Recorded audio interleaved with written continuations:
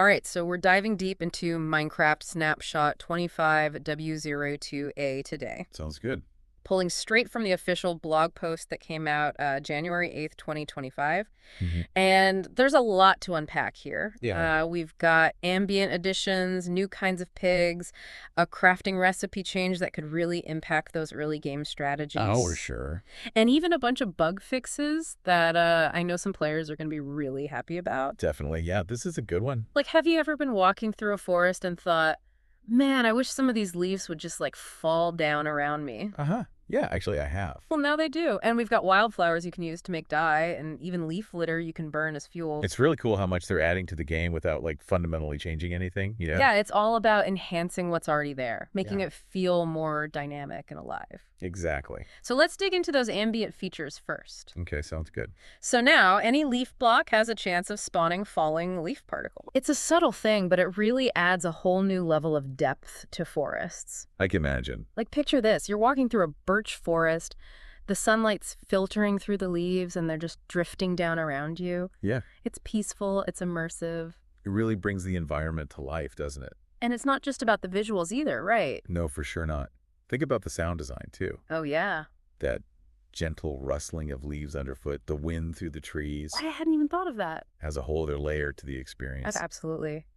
And speaking of birch forests, we're also getting wildflowers now. Oh, cool. Yeah, they spawn in birch forests, old-growth birch forests, and meadows. Okay. They come in clusters of up to 4, but here's the cool part. You can craft them into yellow dye.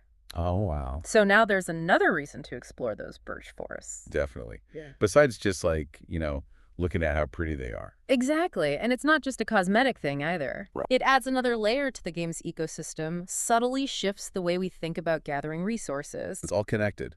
And while we're talking about what's on the ground, let's talk about leaf litter. Leaf litter. Yeah, it's a new block that shows up in forests, dark forests, and wooded badlands. Huh.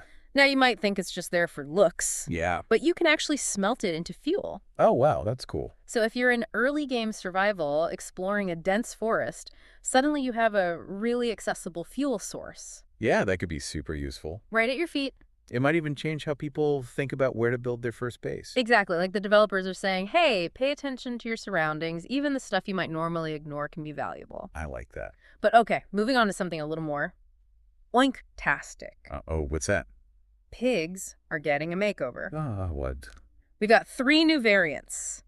The classic temperate pig, the cold pig found in snowy and taiga biomes, and the warm pig hanging out in warmer areas like jungles and badlands. So they're like adapted to their environment. Exactly. It's not just about having different colored pigs, it's about making the world feel more real, Believable. more interconnected, yeah. And it actually affects breeding, too. Oh, how so? Now, you can experiment with different combinations, potentially create unique herds tailored to specific environments. That's awesome. It's like pig genetics. You love it. And speaking of creating and tailoring, let's talk about Lodestones. Okay. They've gotten a crafting overhaul in this snapshot. Really? Yeah.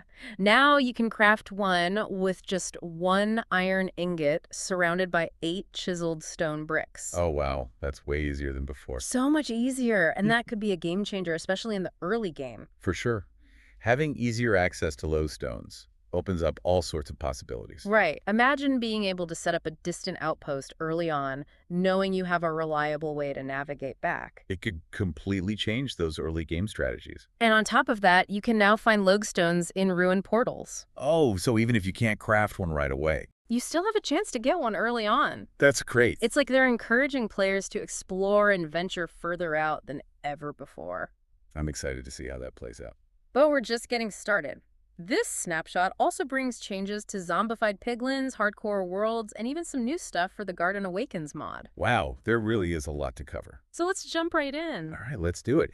It's really interesting how they're not just adding things to the world with this snapshot. Mm-hmm. They're also like refining the actual tools that creators use to shape that world. Yeah, that's a good point. Like, let's talk about the shift from JSON to SMBT for text components and commands. Oh, yeah, I saw that in the patch notes. It might sound kind of technical, It does. but it's actually a huge deal for anyone who makes maps or mods. I have to admit, I don't really get all the technical stuff. Like, Like, what's the big difference between JSON and SNBT? Will I even notice it when I'm playing? you probably won't see it directly, but it's all happening behind the scenes to make things run more smoothly. Okay. So think about those really complex adventure maps. Yeah. The ones with like dialogue and interactive text and stuff. Oh, yeah, those are cool. Those rely heavily on commands to work. Right. And SNB key basically simplifies how those commands are structured. So it's like more efficient. Exactly. It makes them easier to work with and less prone to errors. Okay. I can see how that would be helpful for map makers. It is. It's kind of like switching from an old hand-cranked calculator to a supercomputer. Oh, wow. The results are the same, but the process is way more streamlined. So it's not really about what we see, it's more about how it's all built. Right, but that actually affects gameplay in a big way. How so? Well, imagine a map maker wants to display a message to the player, Okay. and they want that message to have colored text, specific formatting, maybe even clickable links, all within the chat.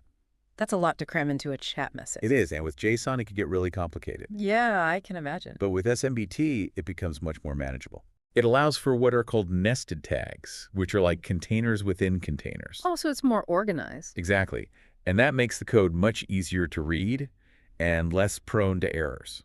That makes sense. And for modders, it gives them a more robust and flexible way to work with any kind of text-based data. So it's like giving the creators more control, more precision, Exactly. which ultimately leads to a better experience for the players. Right. And speaking of precision, did you see the changes to block entity data in commands like setBlock and fill?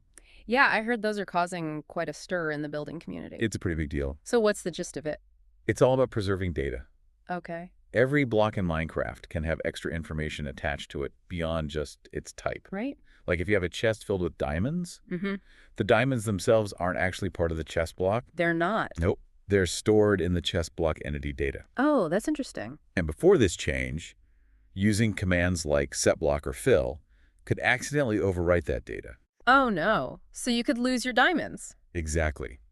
But now, with this update, that data is preserved Oh, that's good. unless you specifically choose to change it. So it's like a safeguard against accidental data loss. Exactly. It's Mhm. great news for builders and redstone engineers who are working on these really intricate projects. Yeah, I can imagine that would be super frustrating to lose hours of work because of a misplaced command. For sure. And it opens up even more possibilities for creative builds. Because you have more control over how blocks are placed and manipulated. Precisely. And on that note, this snapshot also introduces new item tags and block tags. Yeah, those are interesting. I'm not sure I fully understand what those are. So tags are basically a way to group similar items or blocks together. Okay. It's kind of like hashtags for Minecraft. Oh, I get it. So for example, let's say you wanted to create a crafting recipe that uses any type of wood plank, Right. but you don't care what specific type of wood it is. Mm-hmm. Before, you would have had to list out every single type of plank individually in the recipe. Oh, that sounds tedious. It was. But now, with tags, you can group all of those planks under a wood plank tag. Okay. And then just use that tag in your recipe. That makes so much more sense. It simplifies things a lot. And I bet modders are loving this. Oh, absolutely. Yeah. This is going to make creating data packs and mods so much easier. And it probably means we'll see even more intricate and dynamic content from the modding community. Definitely. It's like giving modders a whole new language to work with. All of these changes seem to be giving creators so much more control and allowing them to add so much more detail to the game. It's amazing. It's almost like Minecraft is turning into its own fully fledged development platform. That's a really interesting way to put it. With every update, it seems like they're pushing the boundaries of what's possible within a game. It's true. But, okay, let's step away from the technical stuff for a minute and talk about something a little spookier. Oh, what's that?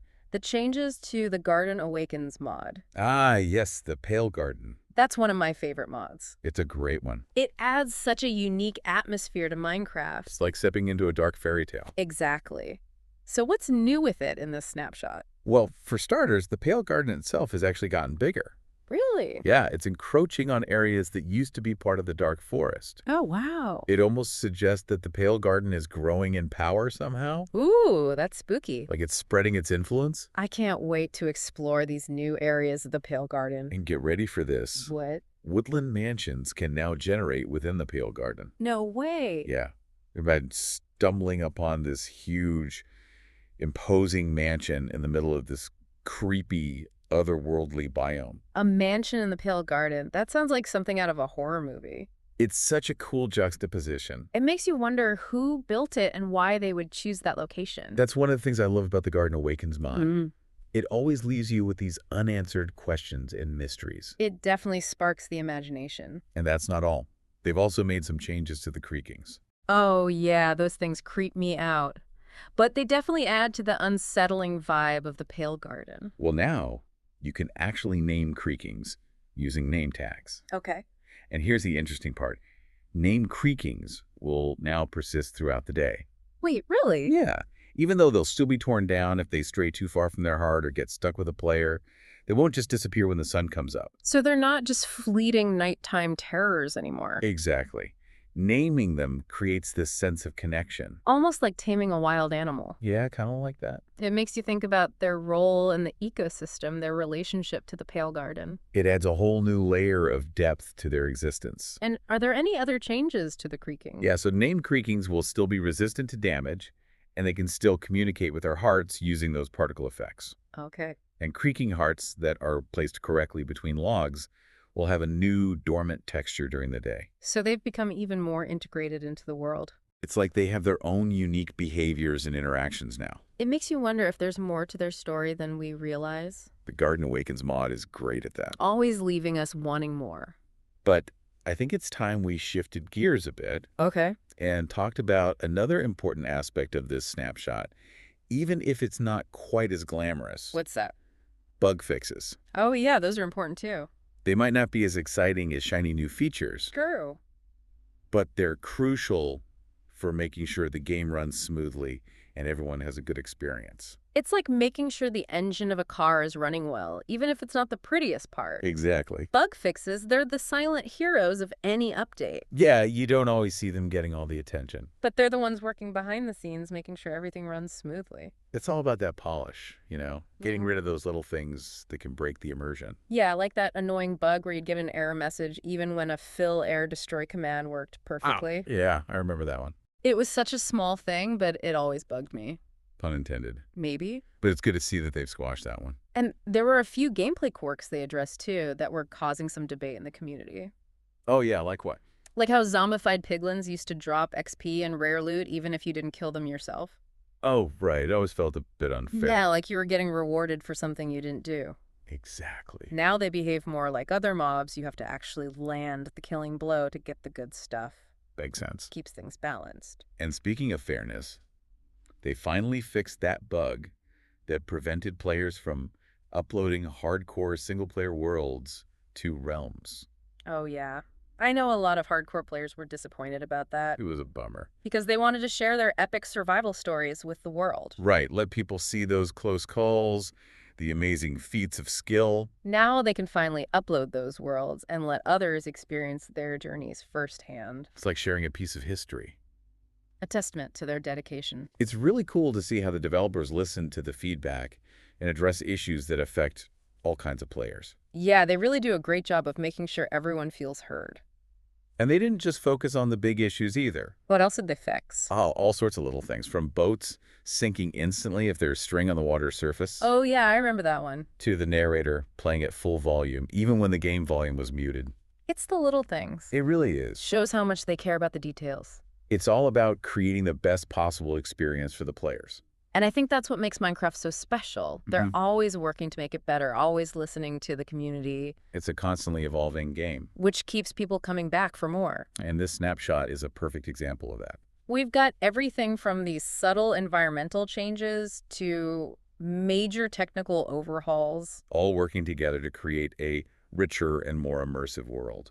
It's exciting to see how Minecraft keeps pushing the boundaries of what's possible in a game. It's a testament to the creativity and collaboration of the developers and the community. So to all you Minecrafters out there, keep exploring, keep building, keep sharing your passion for this amazing game. We can't wait to see what you create next. And remember, the world of Minecraft is always changing. There's always something new to discover, something new to learn. So until next time. Happy mining, everyone. And may your adventures be